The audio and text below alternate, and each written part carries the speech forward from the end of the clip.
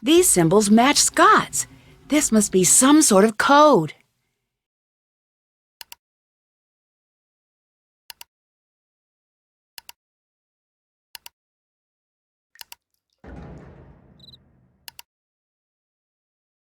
So does this one.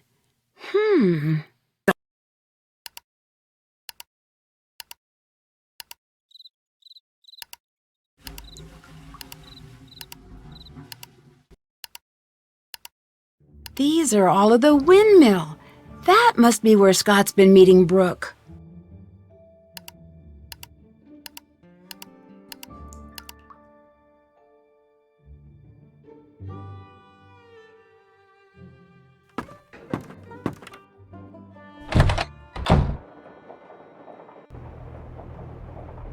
Nancy, have you seen Scott? Not since we got back.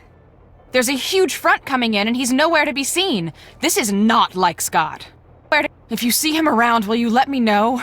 Chase and Frosty and I are supposed to be leaving for the Grange soon, and I really need to know that someone is keeping an eye on these fronts.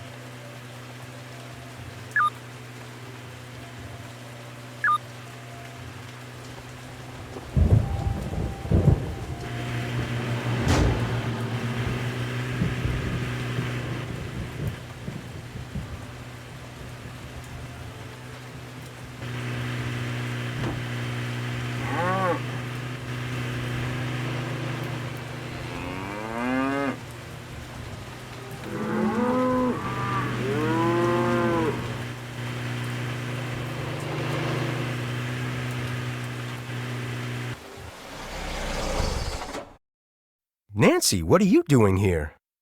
You mean me, as opposed to Brooke? Brooke? What are you talking about?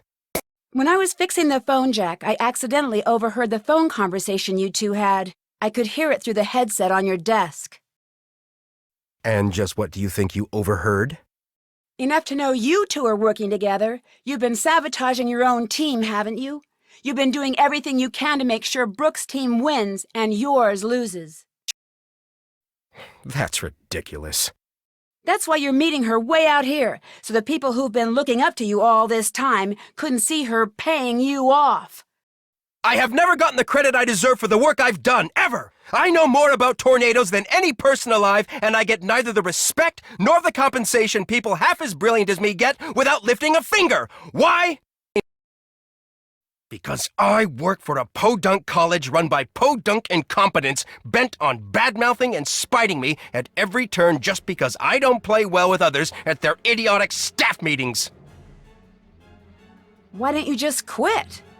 Because thanks to them, I'm considered impossible to work with. No other school will hire me. I'm stuck here and they know it. So yes, I've been sabotaging my own team. And yes, Brooke is paying me a small fortune to do so. Because I've had it. I'm through! A tornado's forming. I can feel it. It'll be on the ground in minutes. And it's going to be huge. And here you are, a novice out in the field and all alone.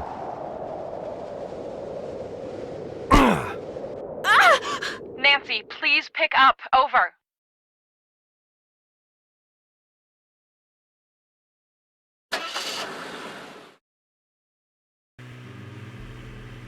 I'm here.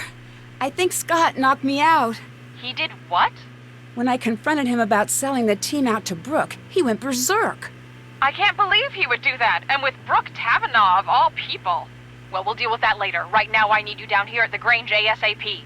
We need to evacuate the theater, and you've got my Grange keys with you in Frosty's car. I'm on my way. Over and out.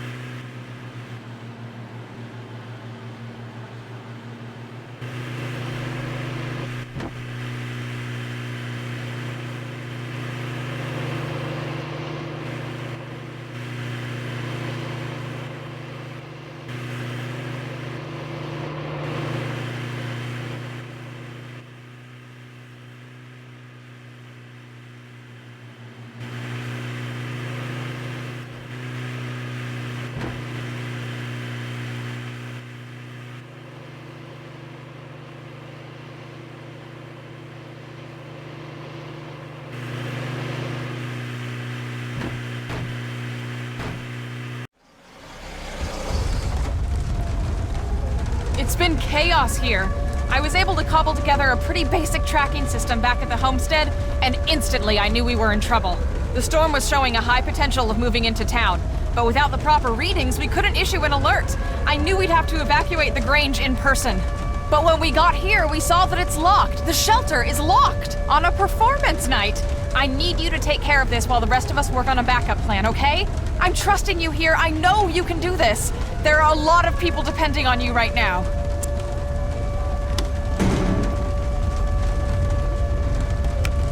What is this now? Who would double lock a storm shelter? Nancy, quick, which key opens the shelter? Yes, you did it! Nice job, Nancy.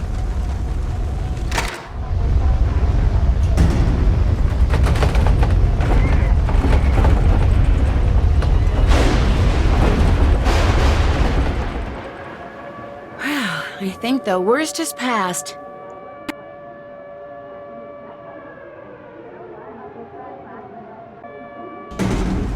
Nancy, where are you going? Get in the shelter!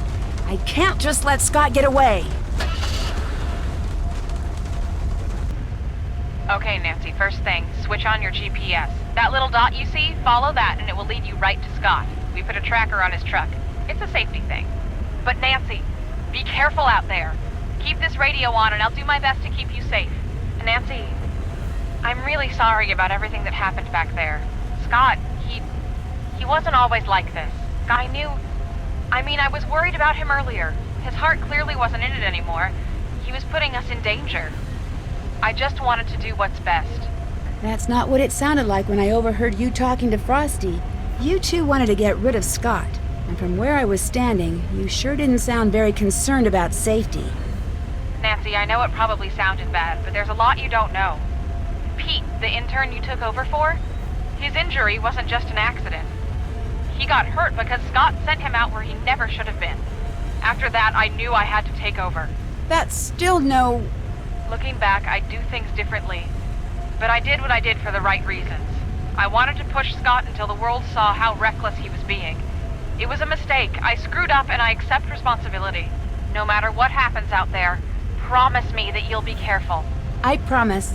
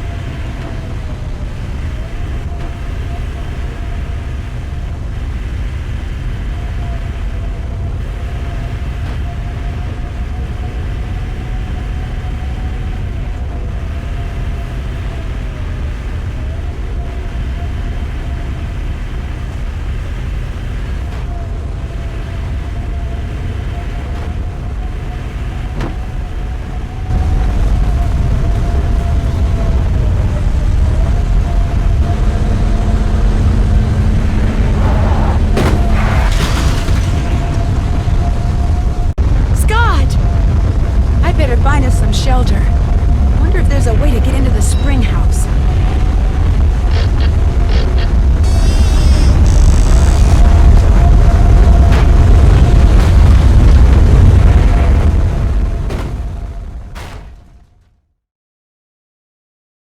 Made it! Dear Ned, once the theater was successfully evacuated, Debbie and Chase were able to follow the GPS tracking signal to the spring house, where Scott and I had safely weathered the storm. Although he was pretty seriously shaken up in the crash, Scott came to in time to see Frosty arrive with the police. He received community service for destruction of public property and interfering with public safety records. He didn't fare so well with the college. They fired him quicker than lightning hitting a bee-stung greyhound, as they say around here. So it looks like he'll actually be serving the community now, instead of just pretending to, even if it's just by picking up garbage by the side of the road. Word spread quickly about Scott's misdeeds, and soon Brooke Tavenaugh, the rival Chase team leader, found herself out of a job as well. With the storm season almost over, it looked like both teams were out of the competition. Debbie, always the organizer, decided to combine the remaining members on both teams for the remainder of the season. Without Scott's ever-present storm cloud hanging over the team and his constant sabotaging, the team really began to hit its stride with Debbie in charge. 2 days after I told Krollmeister I had found the source of the sabotage and the change in team leaders, Debbie's Chase team was greeted by a surprise delivery, the next generation of Krollmeister's storm tracking and detection equipment. With Scott out of the picture, Frosty renegotiated his contract. Now that he's able to pursue his own projects on the side, he's just about doubled his output. He's launched his own business, and when he's not getting pelted by softball-sized hail, you'll find him in his studio. Chase has given up on his dreams of finding oil. Even if he hadn't, he wouldn't have the time to look. Debbie's keeping him too busy. Free from having to spend his days fixing Scott's mistakes, Chase has finally had the opportunity to show off his keen sense for weather. Now that Debbie has accepted Scott's old position as head of the Canute Storm Team, he's become her right-hand man. Last I heard, he was going to assist Debbie in her classes in the fall. And when I got home, I found a surprise delivery myself as well. The first shipment of my lifetime supply of Cocoa Kringle bars. Krollmeister also sent me a note telling me to keep my bags packed. He has a special surprise trip planned for me as a way to say thanks. As long as it's someplace where the clouds stay in the sky like they belong, I'll be happy to go. While the winners of the Green Skies event won't be determined until fall, things are looking pretty good for Debbie's team. With the new equipment, they've logged the most storm data. And although Debbie won't be showing anyone until she's 100% sure, the team may have made a verified touchdown prediction. Yesterday, a postcard from Pa arrived. After the town repaired the storm damage to the Grange, they restaged the town play.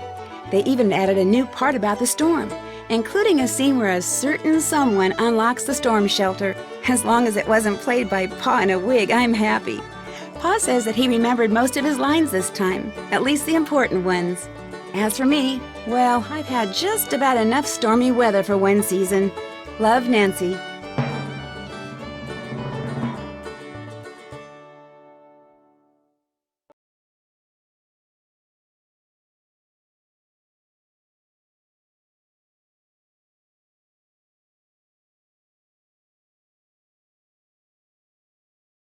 After risking my life chasing down deadly twisters, I think it's time for a change of pace.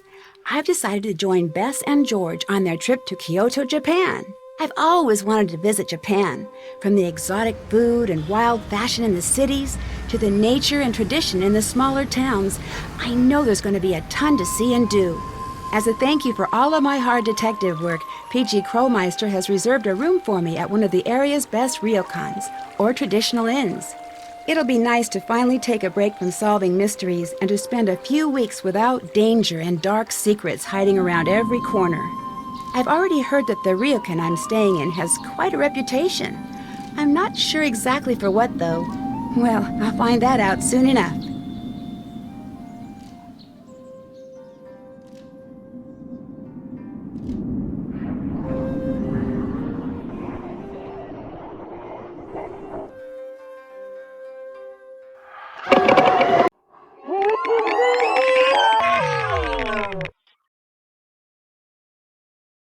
Join me in my next adventure, Shadow at the Water's Edge.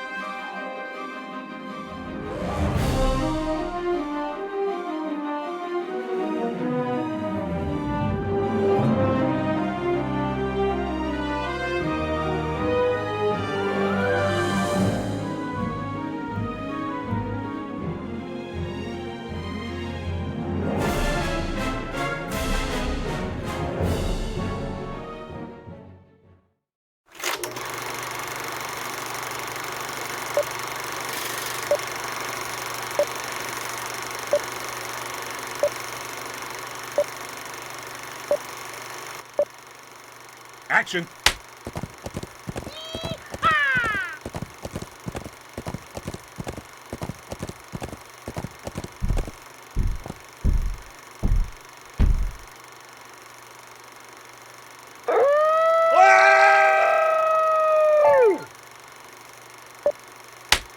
Here you go, little guys. Good luck in your new home. How many of you are there? Okay, this is getting ridiculous.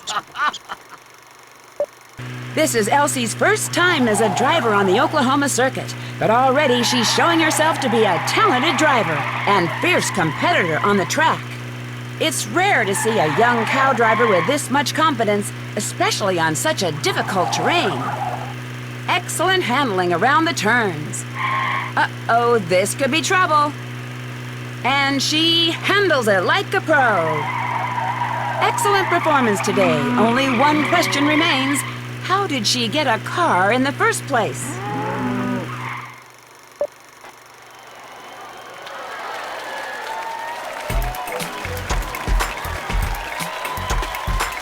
Oh, yeah! Yes, sir!